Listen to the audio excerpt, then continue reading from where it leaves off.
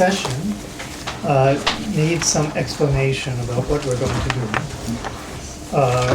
So to give a little bit of background, just say that one of the concerns of all of us together is to ask a question about how do we become better readers of DanDin. One of the things that we've been doing quite a lot, listening to people putting DanDin into different kinds of contexts, which is one important way of reading, but it may not be the only way of reading. And so part of the question about, are there other things that we can see by reading in different experimental ways, is what we want to try to do today. We're taking advantage of the fact that we're in Jerusalem to just say that what we want to do is what in Jewish intellectual traditions is reading in a Chavruta. I should ask you all to say the word properly because I can't say. You just did. Perfect. I can't say the first consonant. Which basically means reading with friends. The reason why you do that is that you need help from other people to overcome your own limitations in terms of what you're able to see. Let me just tell all of you that I'm not sure I want this videotaped because I'm about to quote the former Secretary of Defense in the United States, Donald Rumsfeld. Oh, dear me. Don't do which it. Don't do it. I've checked to see that my medical insurance is paid up in terms of what may happen. But Rumsfeld did say a very useful thing, which he said that there are three kinds of knowns. There are the known knowns, the things that we know we know. There are the known unknowns, the things that we know that we don't know. And then there are the unknown unknowns. And those are the ones that he pointed out rightly give us the most difficulty. We could say, that DanDin was aware of this. Part of the power of reading DanDin is that he's constantly estranging us from things that we think we know and asking us to see it in a different way. Part of this is just the design of the Kavya Darsha, of putting things together, not structurally, but modularly, so that each thing is connected to something else. Each time you're connected to something different, something else appears. So you're constantly putting yourself in a position to rethink what you know on the basis of trying to discover some future unknown that you're not even aware that you don't know.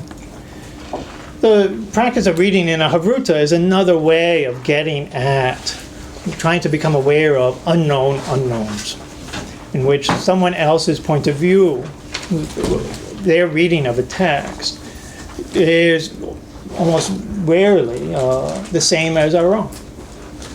One way of dealing with this is to say, well, you have your position, I have mine.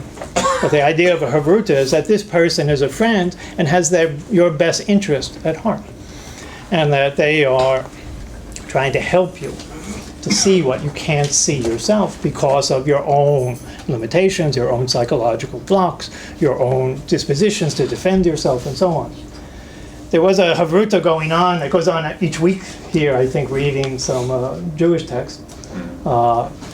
I was copying all these things for us to use in this exercise. It was very lively. People were arguing with each other. The one word of Hebrew that I understood coming out of the room always, every time I went by, was lo, no. And so one of the things that you just say, the purpose of a Chavruta is not to say can, it is to say lo, no. And so what you're doing all the time is to say something that I see differently than you in this same text that we're reading together.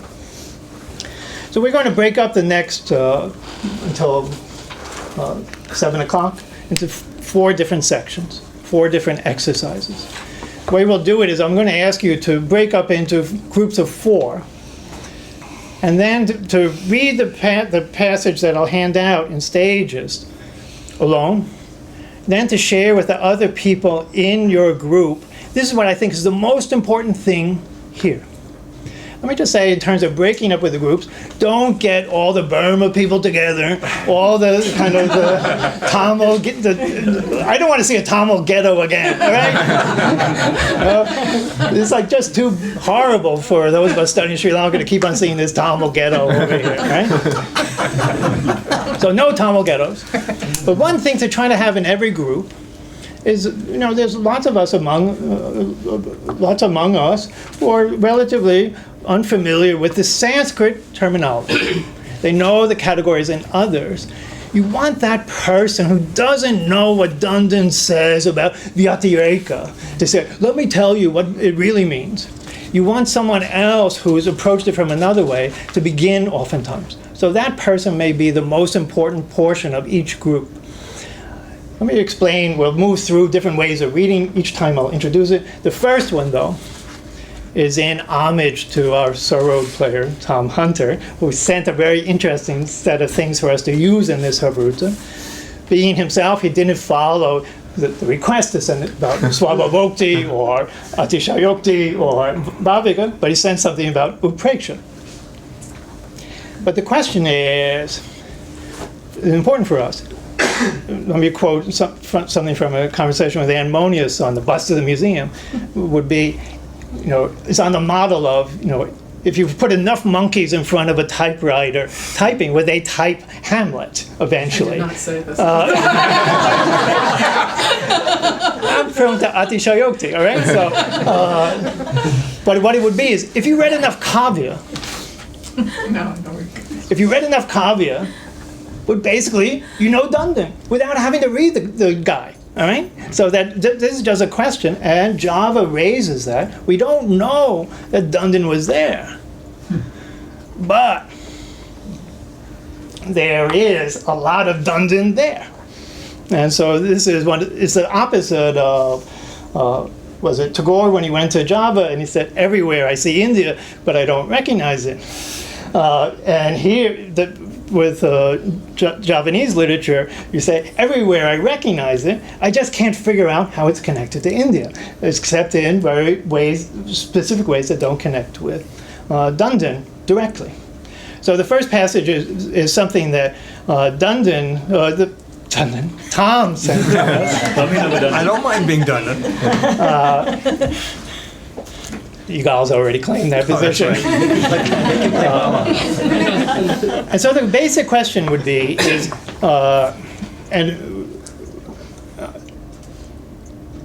let me phrase it this way and then the caveat. If this is the only thing you know about Upreksha, what do you know? But don't begin by asking someone else, what is Upreksha? So one of the things to just say is, if this is the only thing you know about some figure, what is it that you know here? All right? So just form into groups of friends, new friends, not linguistically or regionally defined or friends.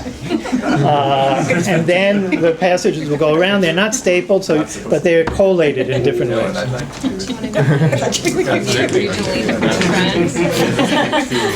That sounds great. Why not?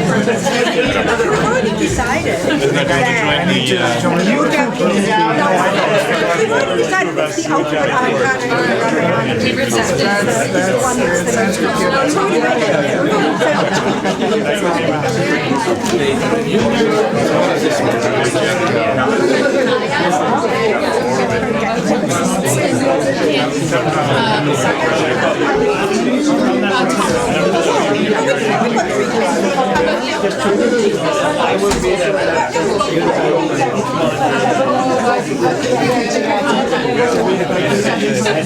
I was sitting next to Jennifer.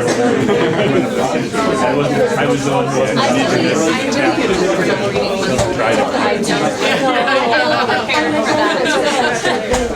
All right. Okay, are you going to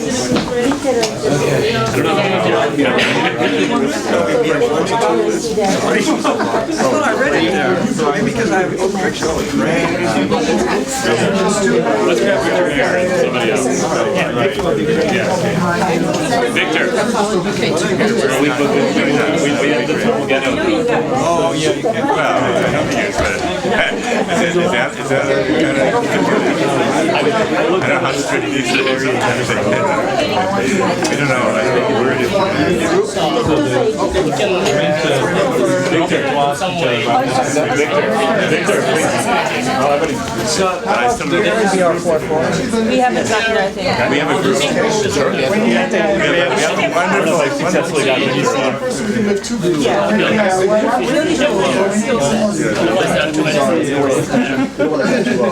not so easy to find. It is not so easy to find. We also get Christian. Are there more copies? Christian's a way to it. There should be 40 copies. So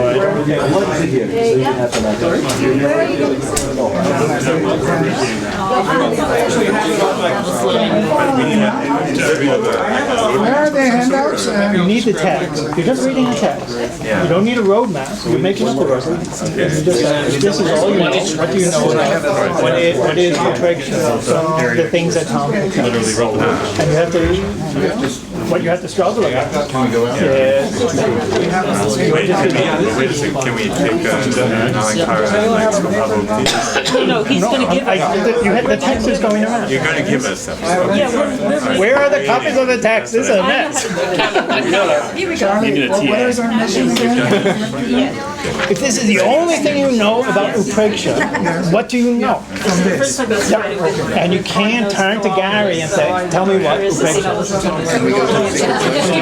5 and saw, you've got two things always being transformed. On the one hand, you've got the moon coming up, shooting out its rays. You've got the darkness being converted from something that just is to something that's quivering and hiding. And in the last one, you've got this lovely image of clouds changing into rain, thunder, weeping changing into thunder being weeping, etc. So we thought that there was some kind of double transformation going on in each of the stanzas.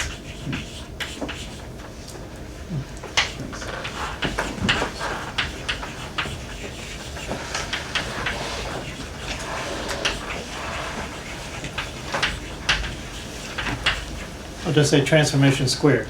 Yeah, fair So enough. that the transformations are transforming. Did I get that right? Are we good on that? Okay. Let me ask Victor's group, whether he wants to speak for the group. Or...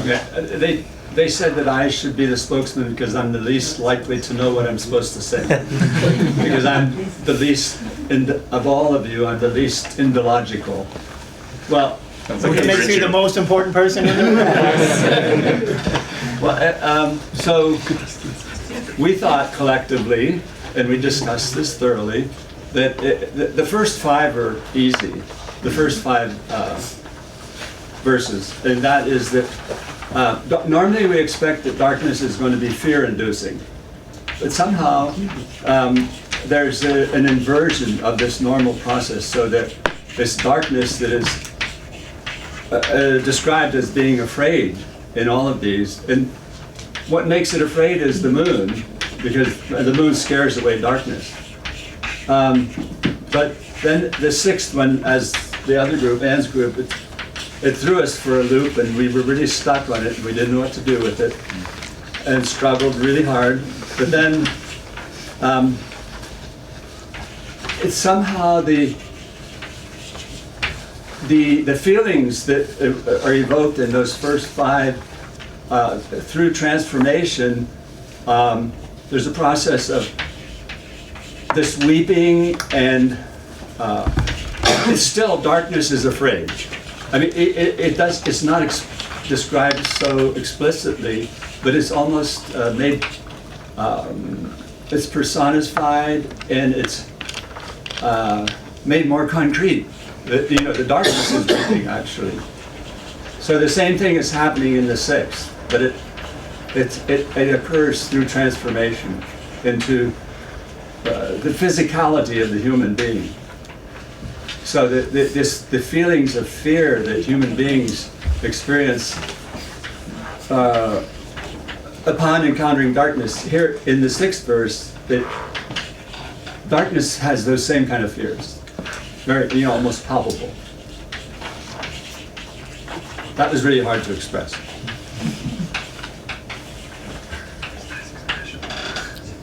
So, those of you know me, you know that I'll always distort what I say when I'm writing things down, sometimes under the guise of just efficiency, but actually covertly twisting what you're saying. So anytime that you see something, you say, that's going too far.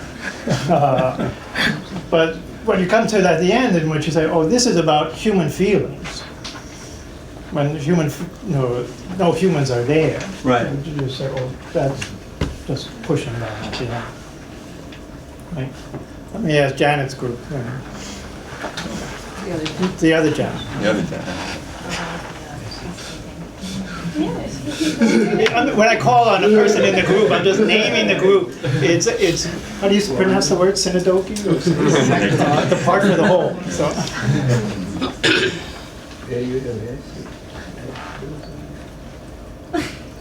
I'm not asking Janet to speak. I'm just saying Janet's group, and someone in that group should speak.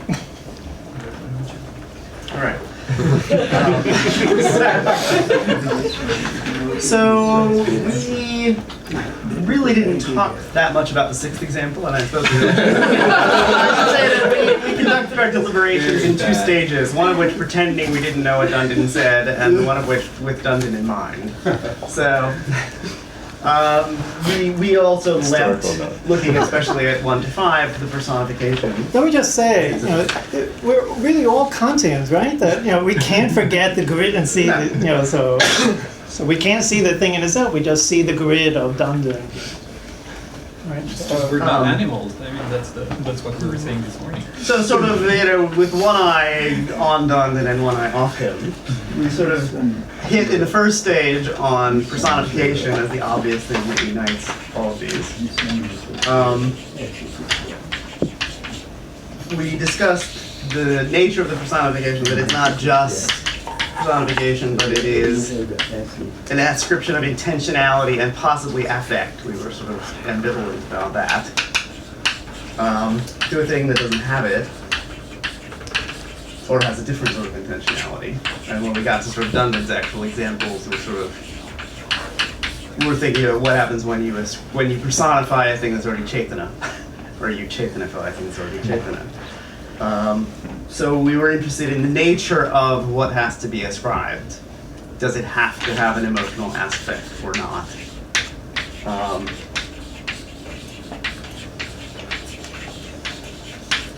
What else do we want to say about this? Okay. Go ahead, please. Well, I just we clearly did not come up with a coherent responses to what Upeksha is in these examples. But I think since we are all familiar with DanDin or adaptations of DanDin, I think one of the points that came up was that we expected to see DanDin's fingerprints on these examples in a way that in fact wasn't there. So it's the reverse of the reverse, and that. Yeah. Well, also at least the pedant in me points out that in fact none of these verses is self-labeling itself as a Preksha or Preksha Aveva, even the one from Bhatti, which is only labeled as such by the commentary. So the selection here has sort of sorted these out to be looking like what DanDin calls a Preksha, but if we were coming at us without the category in front of us already. Well, so we may raise the question as to whether or not this is Upreksha. Well, whether by selecting these and saying they're Preksha, we're already we're putting DanDin's fingerprints on. This kind of just watching yourself becoming sensitive to your own sensitivities is, I think, key to the larger project about Asia.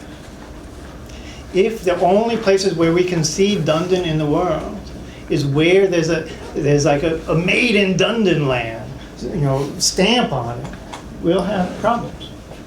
And in fact, these examples lack a key feature of the DanDin and the Tamil examples of Upreksha, which is the second order ascribing of intentionality that is absent from any of these examples. The other. No.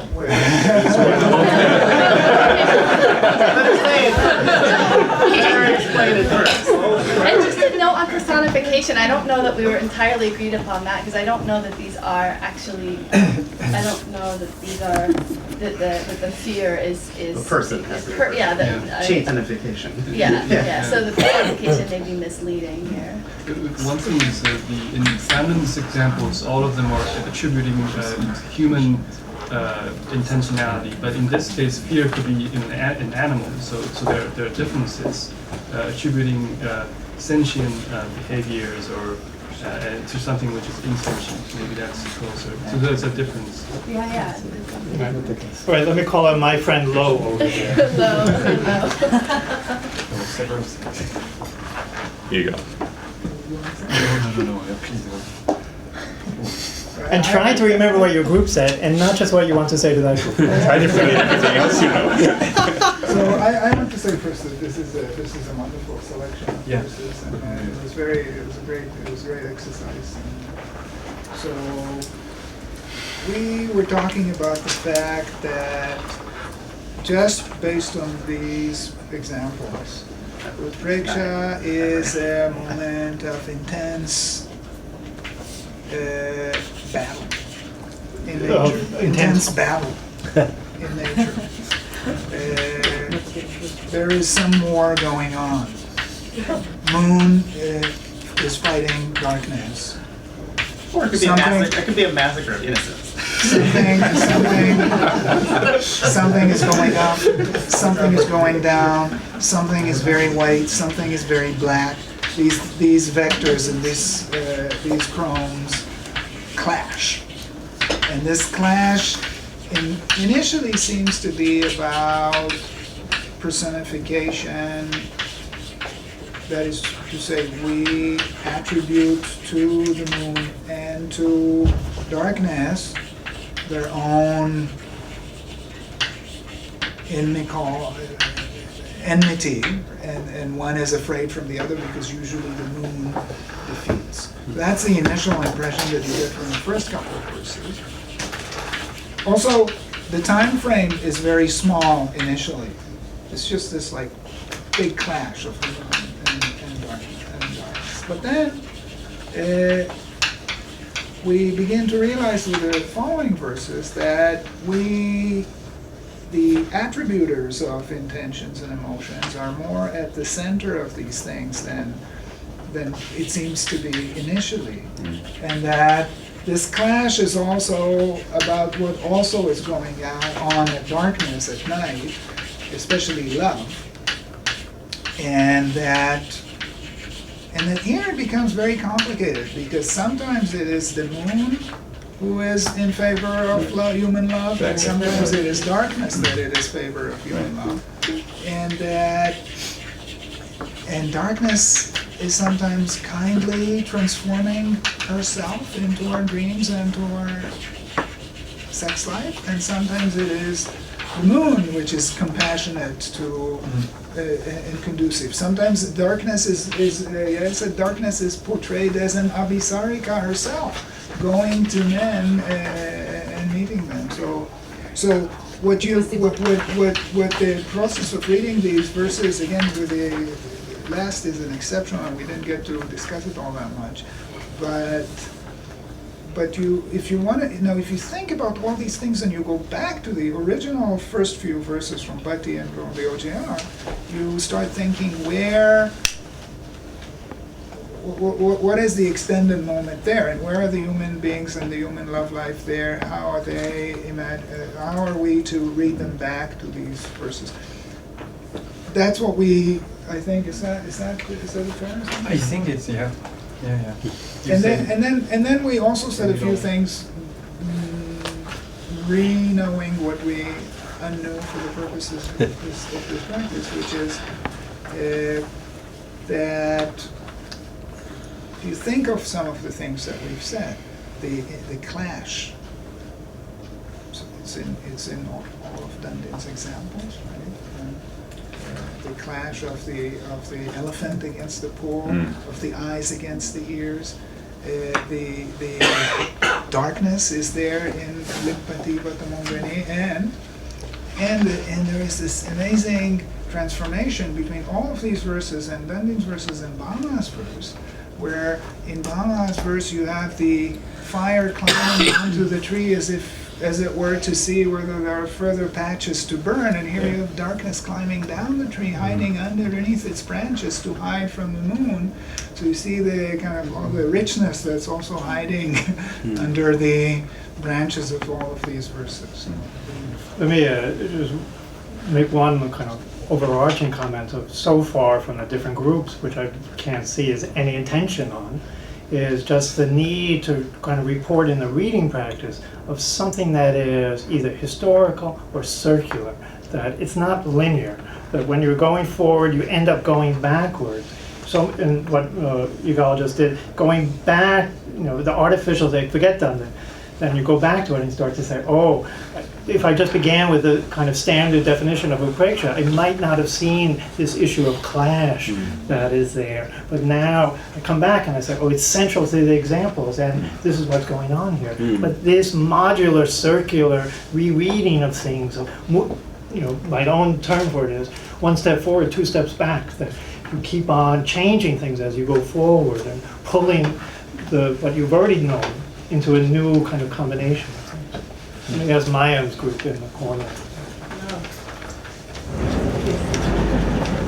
Well, I think we had similar things to say than most, as most groups did, but one thing that I think is kind of interesting is that, of course, everybody read the first verses and then they came to the last one and had to stop and take a pause, like how do we put this in conversation? So kind of reading backwards from the last verse and then trying to read the others back through that, I thought was kind of, I think we found beneficial. And what we saw here was almost kind of a meta upreksha moment, noticing the moment of upreksha, that a moment will happen in which something transforms into something else, something becomes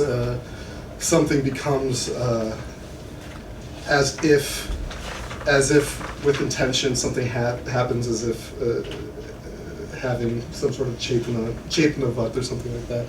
So I think also rather than seeing, I don't quite know how we put it. We had some really good things to say, and I'm reporting it badly, but we were looking at this almost as momentarily, a moment where something happens in the natural world, and then at that moment, all of a sudden, things come into a new kind of arrangement or constellation, and that gives rise to an attribution of something by by either the one perceiving it, or in the case of the last verse, the one who is imagining that this perception will take place. I don't know, is there anything else to add? Just again, a kind of general comment of this. Both Luther and Yigal were kind of mentioning the angle of vision, the subjectivity that's in who's attributing these intentions. Is not ever specified, but it's coming into view. One thing I forgot to say, sorry, it's not my law, is that the clash involves further attributions, right? Yeah. So if the darkness is afraid, it's because the darkness itself attributes some bad ill intentions to the moon. So I think this kind of utpreksha upon utpreksha, or attribution upon attribution, is built into. Yeah, I think you're right. Where is the clash in Limbakiva Tamongani? I'm not seeing that. The limbs. In which one? No, it's the Mitrakatika example. Yeah. Oh, there, no. But you try to make it similar. No. That I would not say that there is a clash there. There is a clash in the other. This comes later. But the first two examples of the elephant jumping into the lake and the eyes rushing all the way to the ears are presented as clashes.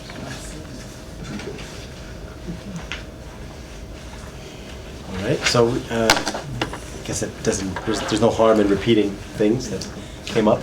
So one of the things. No. when it'll be, Unless it's a yarmulke with a different meaning of the second when you repeat it. I think there'll be enough difference. So we identify, I think the group identified the same these activities as personification of intention, consciousness, or some kind of activity imagined onto something that couldn't do it. It was interesting that as we were reading, everybody saw the moon and the darkness, and then the branches, of course, that thickets them, as being the protectors. Whereas the moon was the darkness was sort of the victim, the moon was the attacker, the thickets were the protector. But then we even, as you really noticed that even the boulders, these uneven boulders, the fact, and that the moon, if it was a smooth boulder, it couldn't enter into the crevices, but that these uneven boulders also have a certain kind of subtle consciousness given to them of what their function is in this thing, which also is somehow woven in there, but it would just pass over if we just saw the more active elements in the thing. So that was something which I thought was the use of this word as if. Yeah, we kept seeing that coming up. That this word, but sometimes it wasn't. Sometimes it wasn't the actual words. Like in a couple of the examples, it was just suggested or assumed. So that we don't know what the function of saying it explicitly or obliquely, if it matters in expressing the whatever. I think the third example we found very interesting because all the things that we saw in the first one through our analysis of intention and consciousness is almost made explicit, right? It says its clear intention was to slay. So there's a certain kind of thing where there's in some of the creative aspects, you have almost a commentarial way of expressing what we're assuming. But that's woven into the actual work, right? Or shrinking itself to fit into the safety of caves. That's what we were, we had to read that into the first one. It just says that it sank down, but this is almost like it's actively trying to. So things like that we noticed. Is there anything I'm forgetting? Who also has this as if idea, like we thought that we use something about it. Yintadiva, samundani, like that. That suffix makes it priksha type. I don't know whether it needs other qualifications, but this is if as if is there, it's thought that it is. Okay. Let me ask Gary's group. And Tom can't speak for it. No, Tom's our speaker. No, he can't. We were thinking it's like a re-education camp, like he's coming back. Totally wiped clean. And he's no longer appearing as the omniscient translator. Right. Member of the group. He's just a solid player. Song and dance man. Ours was very simple. We just said elements of nature are presented as having motivations. That's good.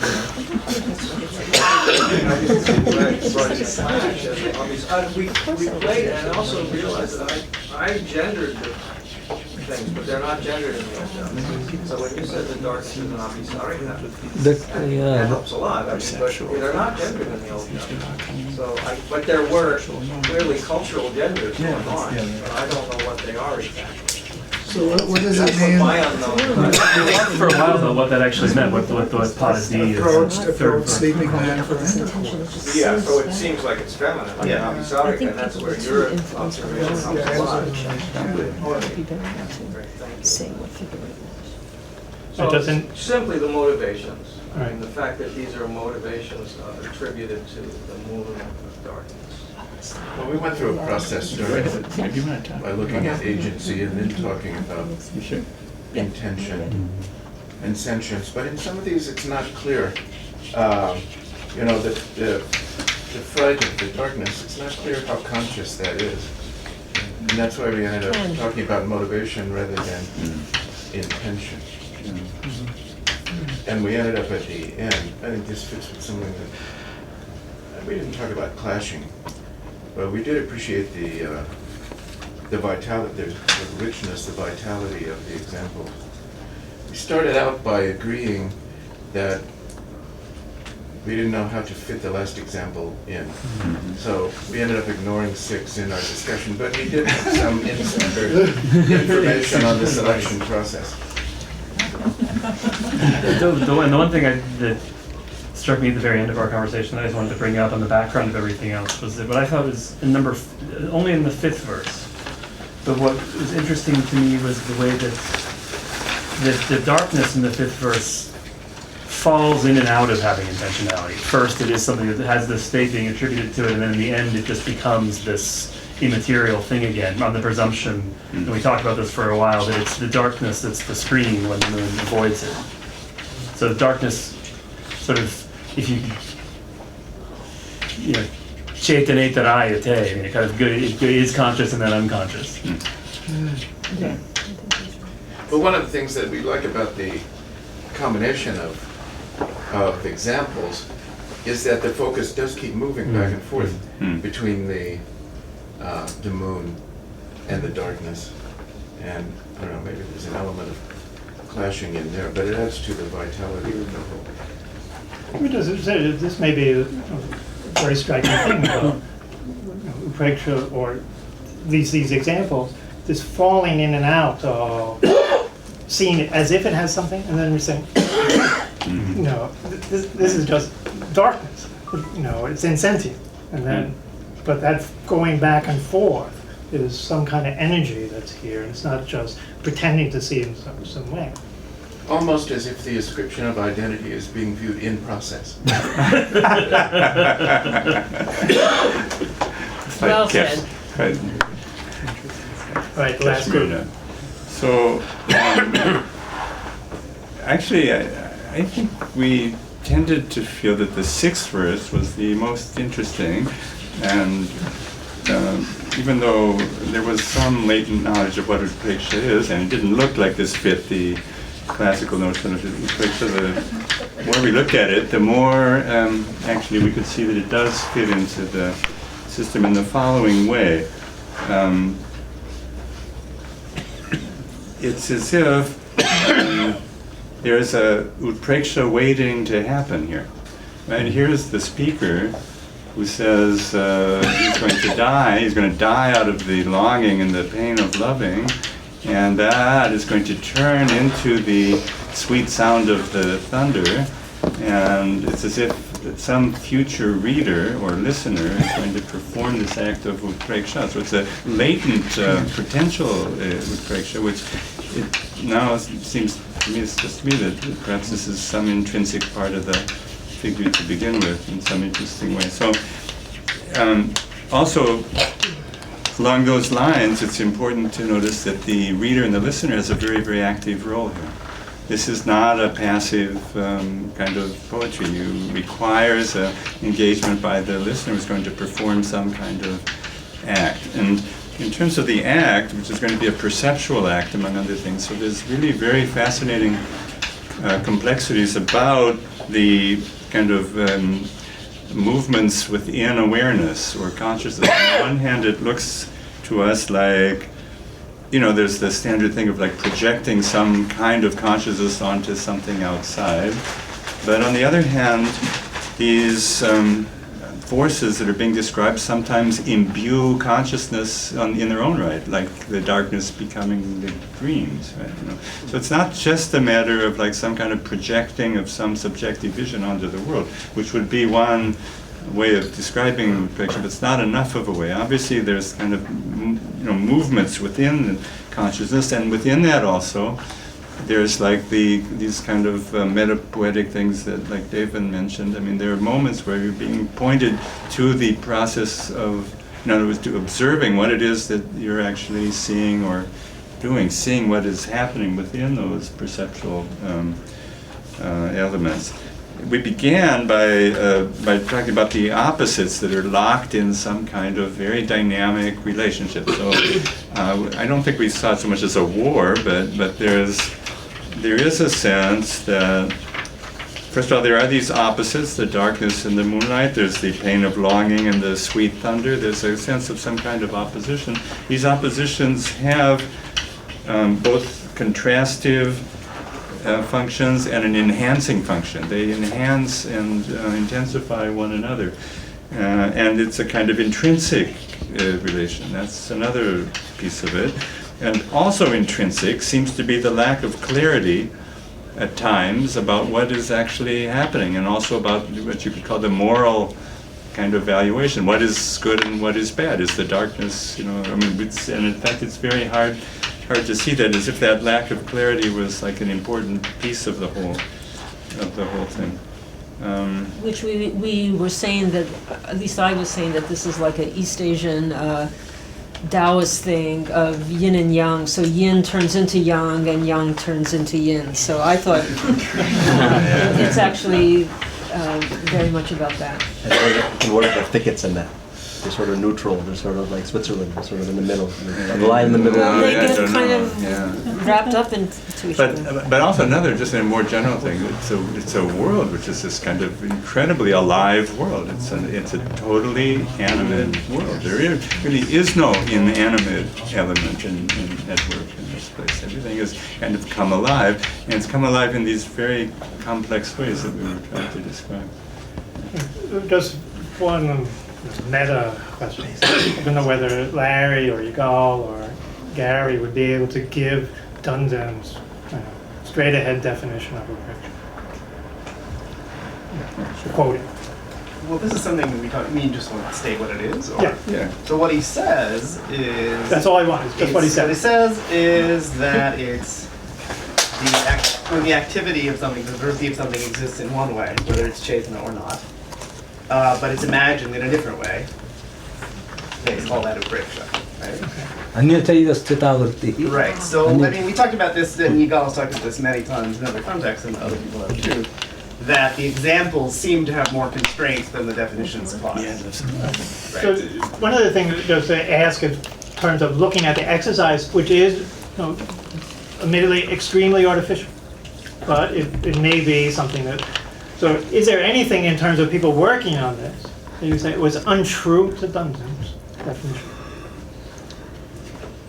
It's not a question of does it say more than Dundin? Is it that somehow it is a contradiction to what Dundin says?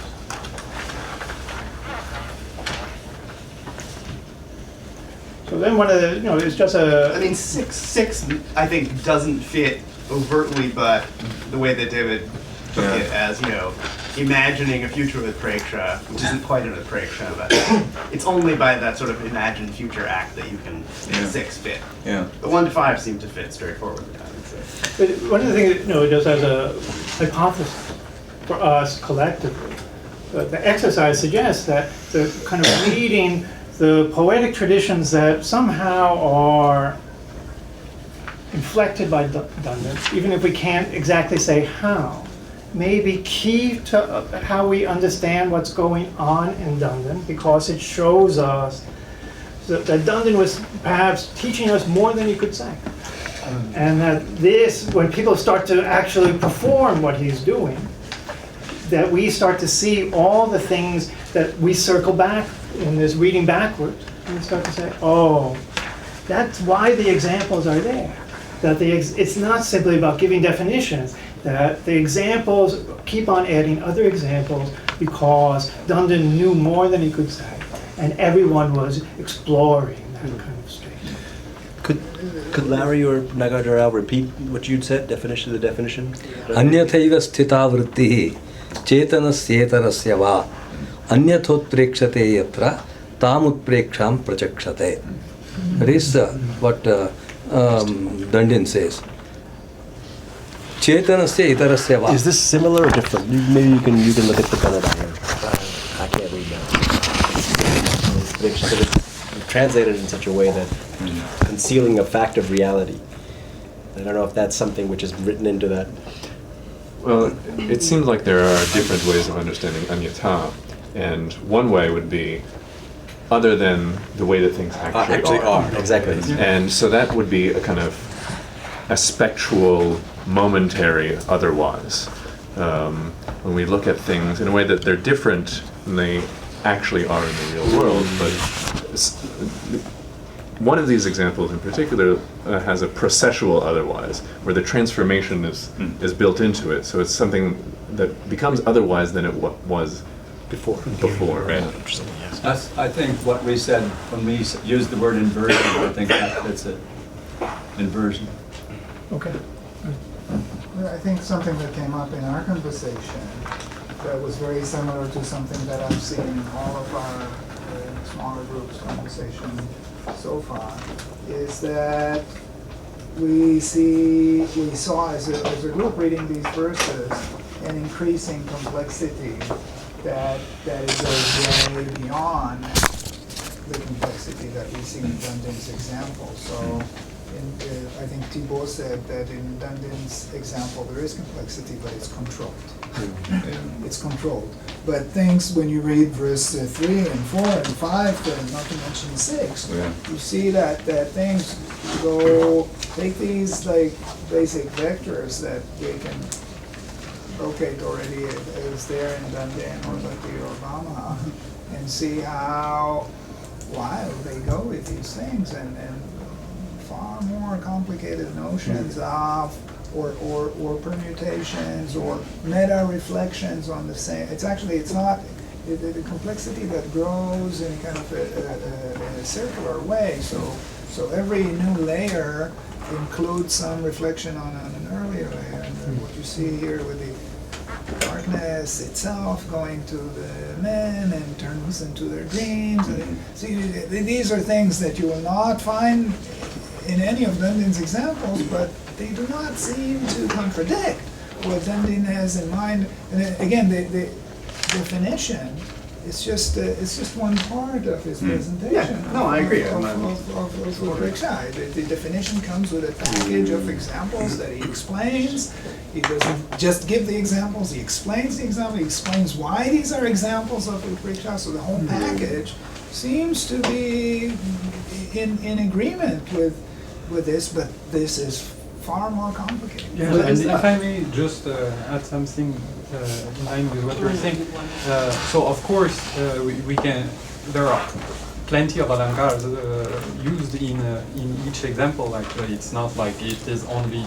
But to go back to the question of the intentionality of the illustration of Utpreksha in Bharti, to me it's clear. And again, in the same with the same concern to control the exposition, we have, and please correct me if I'm wrong, we have a double Dyotaka which literally frames the verse with the Sharanami Vagatam Bitavat Sasada. So we have two Dyotakas which make clear that what I'm talking about here, there may be other things going on, but it is I'm talking about the Utpreksha. And that's very interesting because where it says it's evil and then the definition, the fact that DanDin's own examples don't fit completely with his definition, which we see in other places too, comes out clearly here. And it's not the only place where his definition appears, when you first look at it, to be either vague or incomplete. Although here the Chaitanasya Chaitanasya kind of points to his awareness of a history of examples that then comes out. And so one thing is he always is kind of interested in moving into the taxonomy of these things. But at the same time in his actual definition, he seems to be trying to get at the operational heart of what's going on, even at the expense of leaving out some details. I mean, I saw the same thing in his Yamaka definition where he says, it's avritti, and he leaves out the fact that the meaning has to be different the second time, because it's as if he just wants to focus on the heart of how it actually, what's the main thing that's involved in the operation. So when he talks about this anyata, he's getting at a kind of operational gist of the thing, which has, which as you put it, is not contradicted by any of the examples, but in itself it wouldn't let us predict what the examples are. So this is one of the interesting things, that without the extension of the examples, we understand the concept. And so that's a different kind of thing.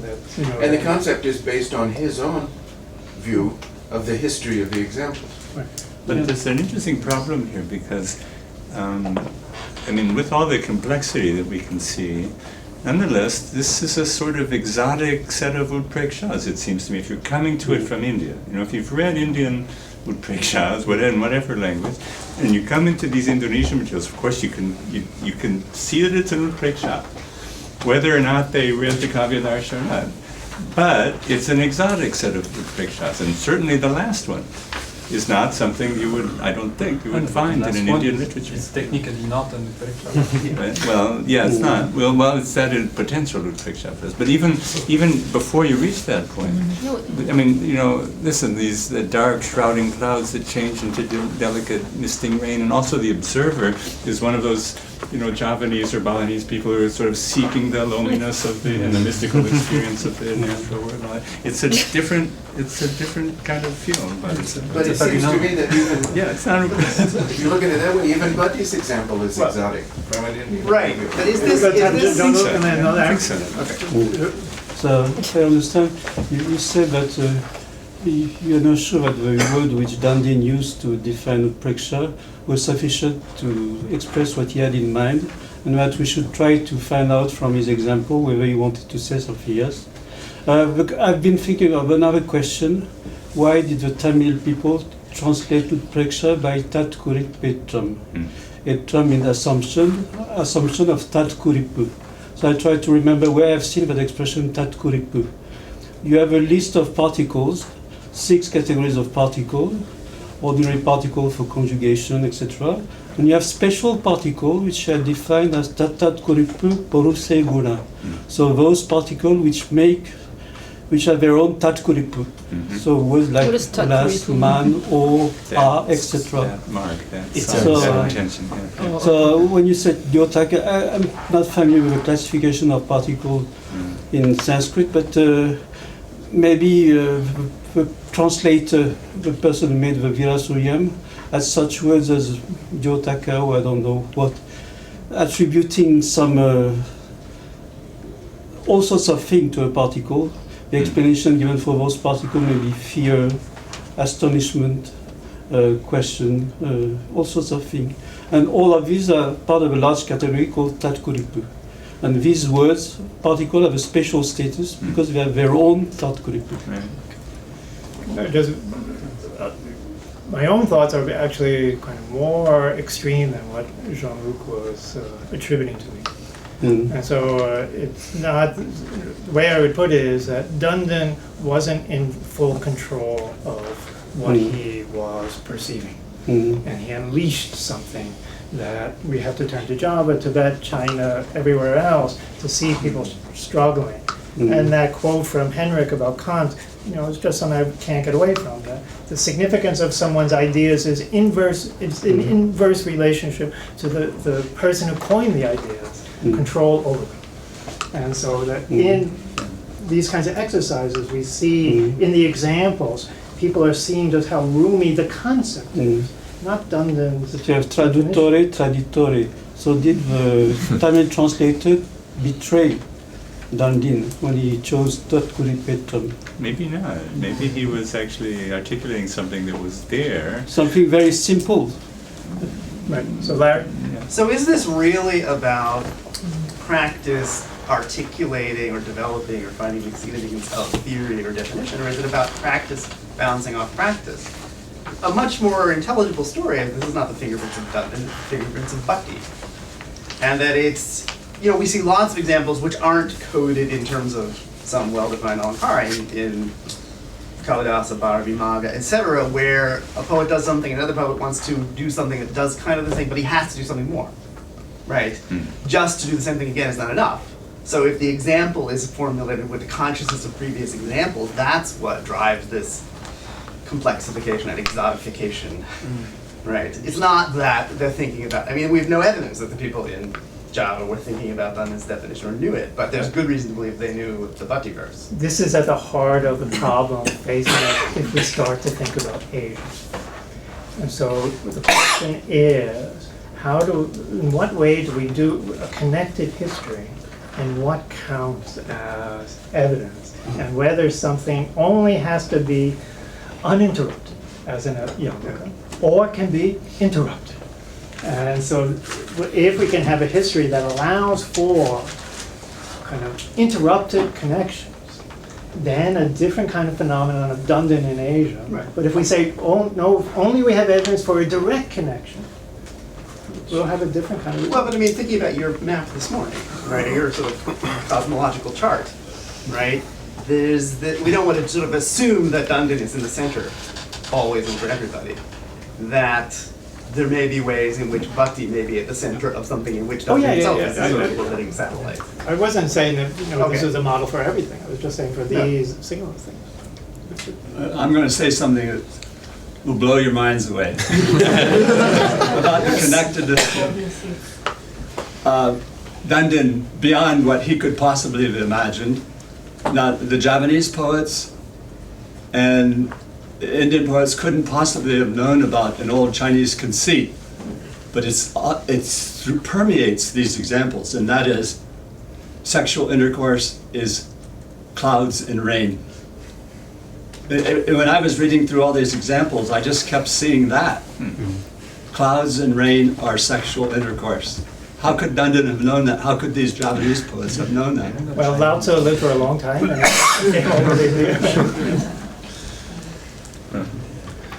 Okay.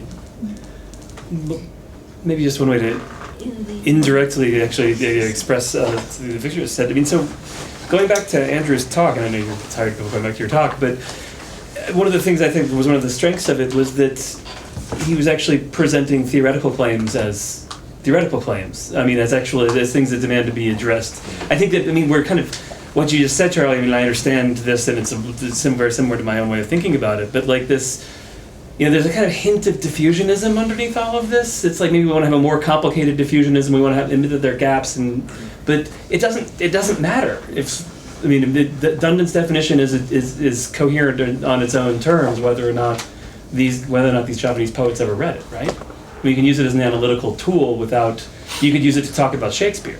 This is my suspicion about this whole Making Asia side of the project, that I don't see I'm willing to be convinced, but I think that it's just as likely to say that we can just talk about making human language practices.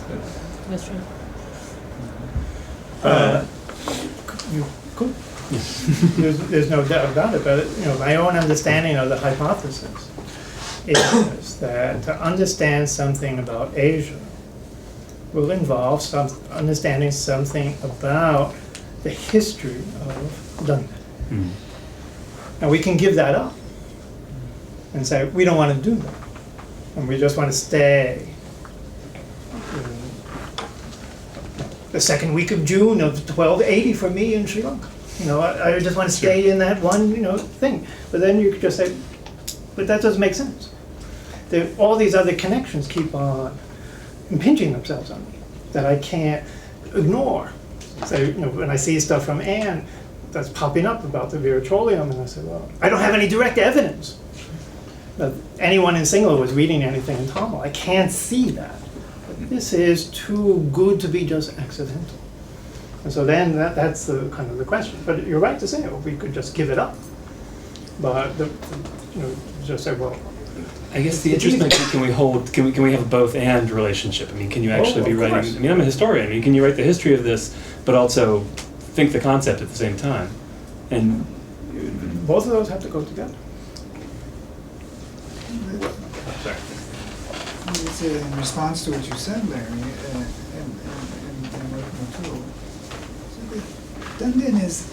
Dundin is here, but it's here in a different way.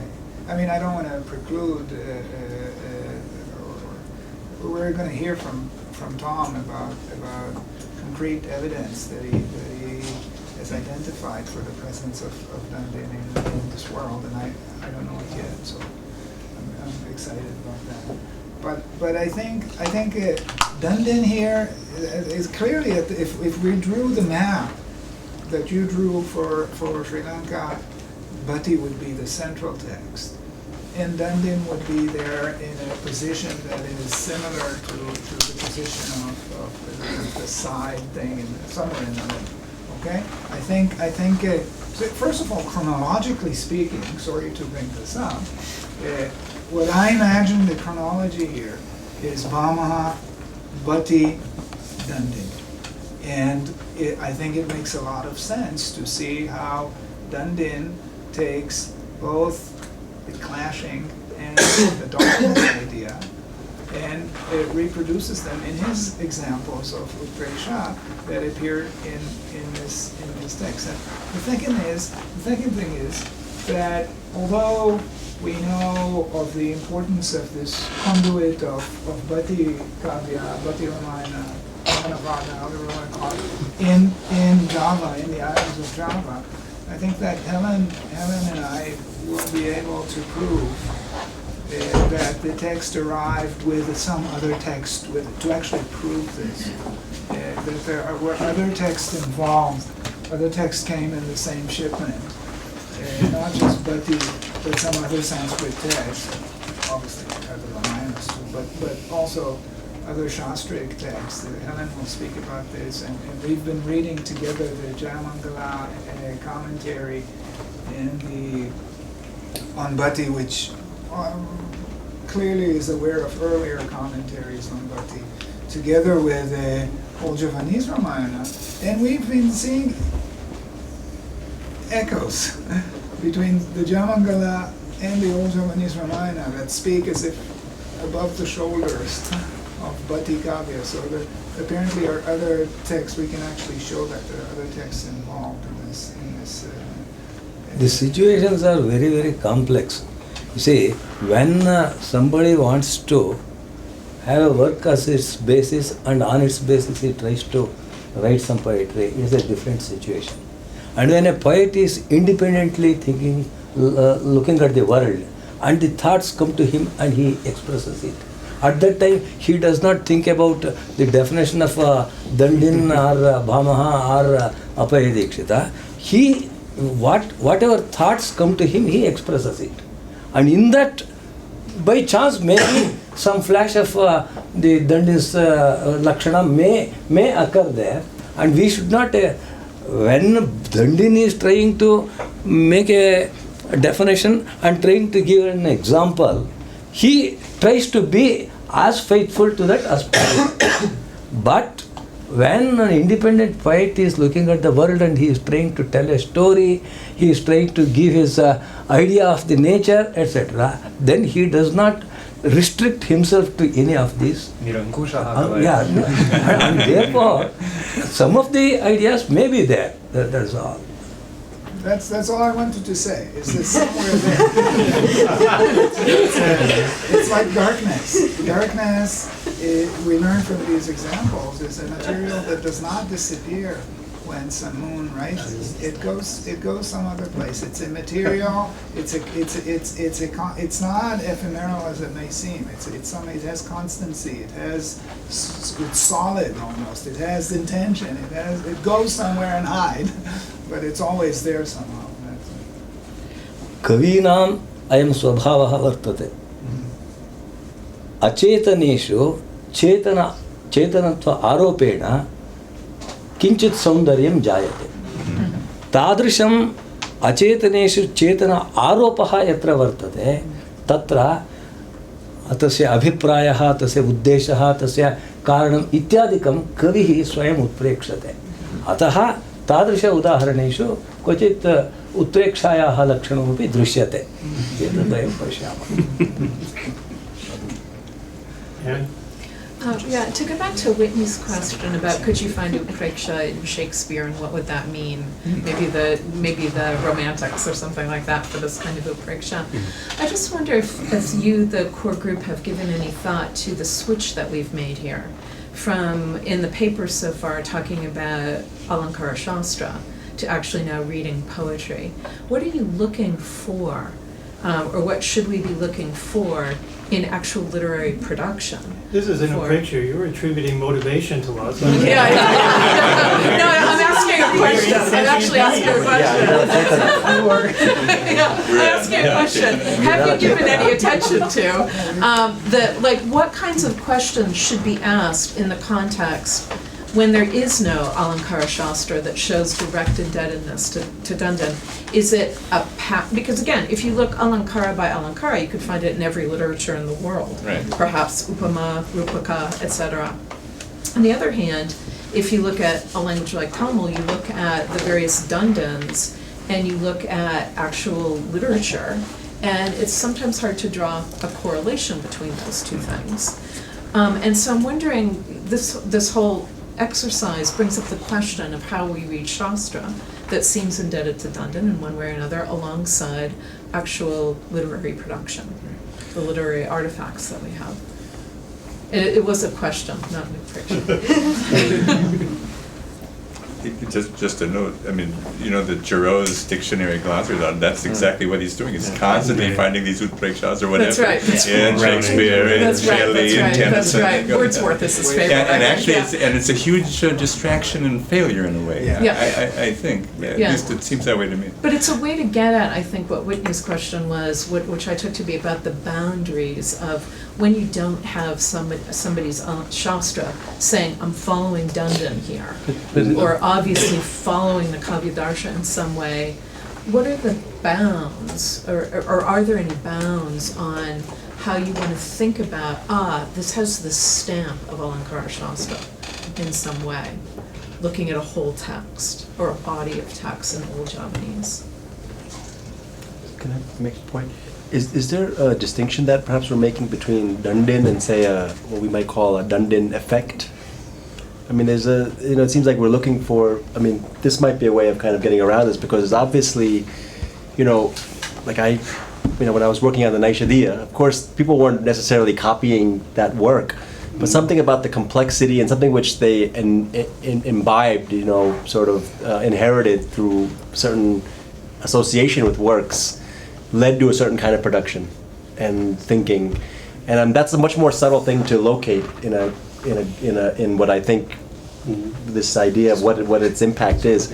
But that might be a better kind of at least a clearer language about what it is, not necessarily Dandin Alankara Shastra, but what all these features that Dandin is giving over. But I think we don't want to give a causal effect to Shastra, right? Because again, we all know in our own context, poets write poetry, novelists write novels, and theorists rush after them to try to theorize after the fact of production. So I don't, the term Dandin effect suggests somehow that a Shastra is produced in a local language, and that therefore literary production changes forevermore. That's why I think the connection between the Shastraic statement, and looking at literary production matters so much to a project like this. The Dandin effect has to be seen to be historically compelling in both, in some way. And then it's another argument how they may or may not even be connected. So you mean that linguists have been sometimes criticized for inventing examples? Yeah. So linguist examples are supposed to be avoided when we should work on corpus. But so the other day I was reading Tirumurugatopale, which is much earlier than Dandin. At some point, the modern commentator commenting on a passage where Murugan fights a mango tree. So this is an example of Tatkuri Petram. Right. Can I just say one thing? That also going back to what Whitney was saying, I think that there's some kind of way which we're vacillating between making a historical or diffusionist argument and saying that we're using Dandin as a lens to have a hold on and to get some sort of coherence and some kind of angle in which we can talk about Asia. And one of the reasons why Dandin, and so it could have worked with Bhamaha or any other literary theorist on the planet, the reason why we chose Dandin to do this is because it actually so happens that Dandin was diffused, and there were lots of cases when people really did write poetry trying to actually instantiate some of the Lamkars in Dandin, but of course that then fuzzes over into people who are just writing and in fact just happen to be using those figures. But that primarily Dandin becomes a category of analysis of our analytics rather than a clear historical claim. So, and that we're somewhere vacillating between those two, but that's a productive vacillation, I'd say. I will just say I think that it's premature to decide that the historical hypothesis is an impossibility. I like that twisted thing. Right. But nobody That's said that. the totis. We can't. No, we're coming pretty close to it. Whitney. No, I was no, expressing that's friendly not what he's skepticism. saying. That- No, so It's that it's if we want this to be a working hypothesis, we have to be thinking how to be good popparians and seek to falsify the hypothesis. no, what I'm asking, is, so, I don't think that any of us should look to someone else and say, you know what this is, and tell me what you're looking for, and then I'll see if I can do that, or I'll falsify it for you. The idea is to say collectively, we don't know how to know this. And that's a failure on our part. But maybe together we can help each other without any ability to kind of initiate it on ourselves. To just say, oh, this thing over here helps me to see this other thing over here. And that changes how I see that. My example of the Sri Lankan textual community, I'm not making a claim that there's a textual community everywhere DanDin is. What I was suggesting is we want to have some kind of historical perception of something that mediates between large-scale processes that we talk about all the time and intense ways of focusing on persons and text, which we talk about all the time, but we can't put them together. So we have to have something that allows one large-scale way of talking to interact with this other way of talking, which we have failed to do. This project is simply an example to say, well, maybe DanDin he's not a large-scale process. Maybe there's many DanDins. There's a family, there's a family of DanDins. But it's just simply to focus on, we need this possibility of both something that's empirical, something that's theoretical, that helps us to mediate between the two other things that we know.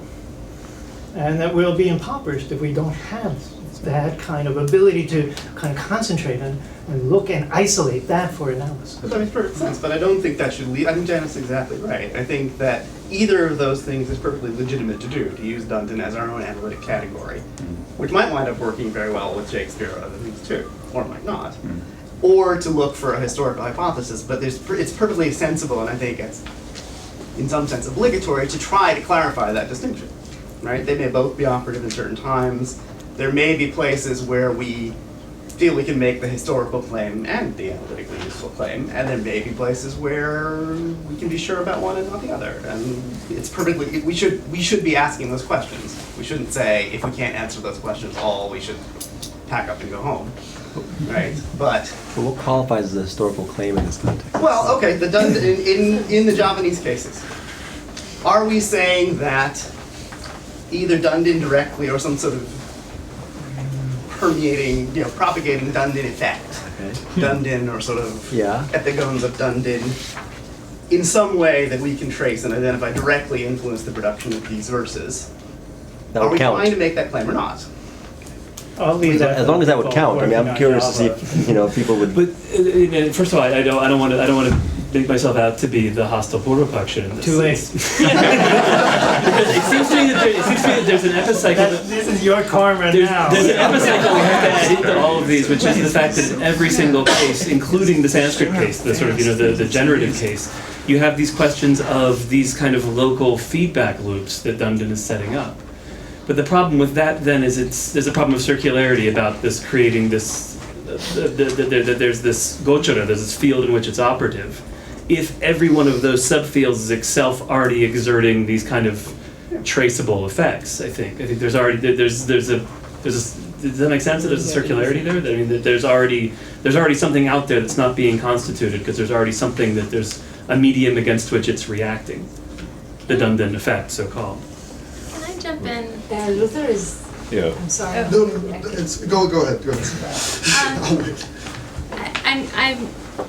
I'm sympathetic to what Whitney's saying here, and this whole couple of days, which have been so productive, has been this kind of constant struggle for me of seeing the productivity of taking DanDin and sort of making this larger Asia connection, and at the same time thinking that this method has real problems.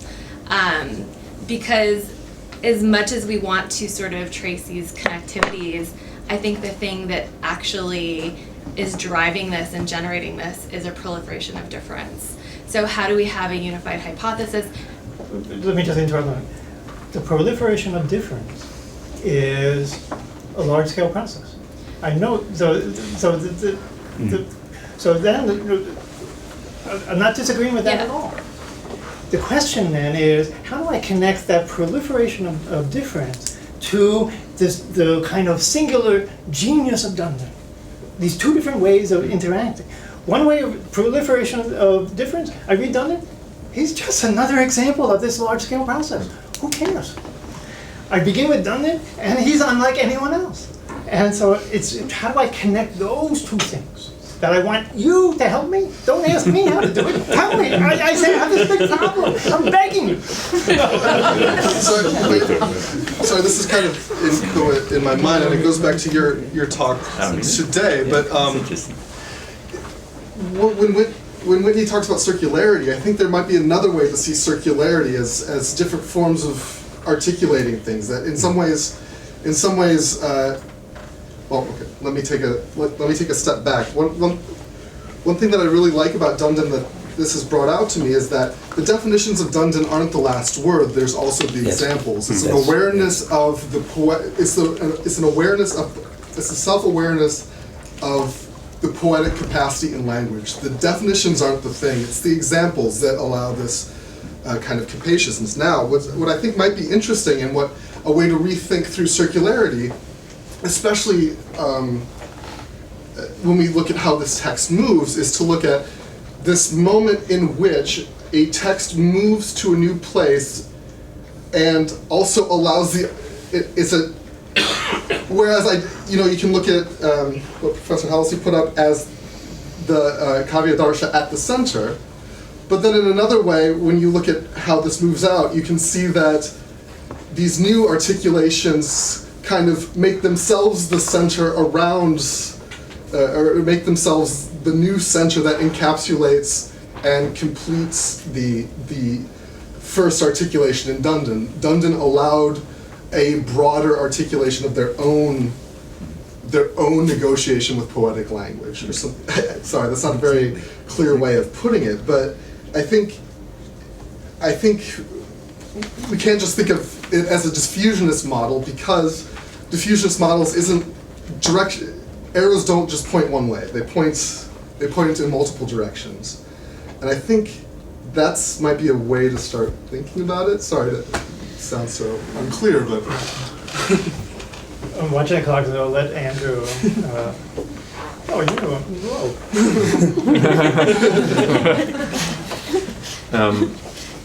I like thinking about history and diffusion, and it occurred to me as Charlie was reframing this. The question is,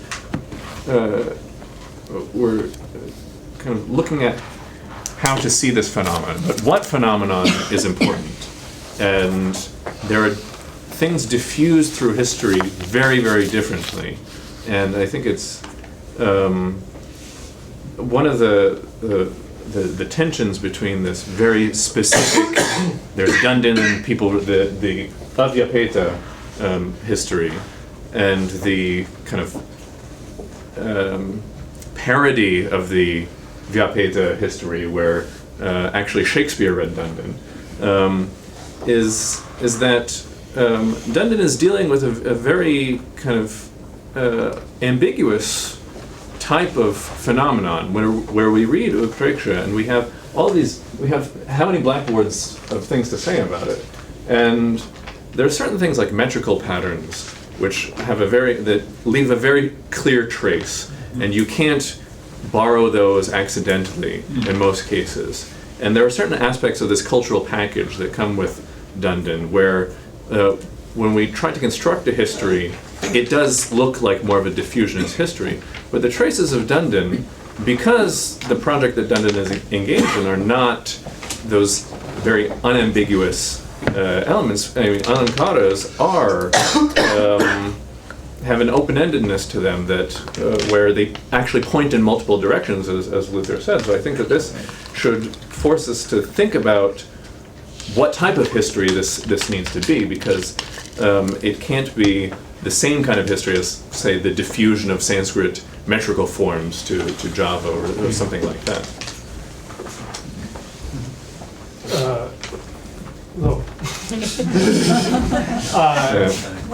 I just want to point out it's a huge stack of handouts that for the rest of the exercise. Playing this for after dinner. And let me just say, this one was the most simple.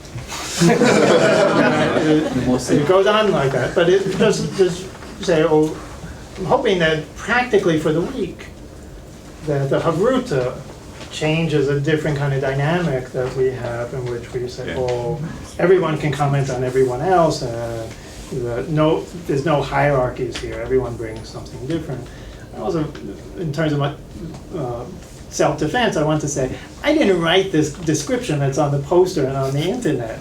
And so people say, what were you thinking when you wrote that? And but I'm just trying to get in front of it and say, oh, what happens when you think that? And what do you start to see when you think that? And so that's the general kind of invitation of the larger kind of, not to look what's behind it, but to look what's in front of it if you start to say, oh, this is a possibility.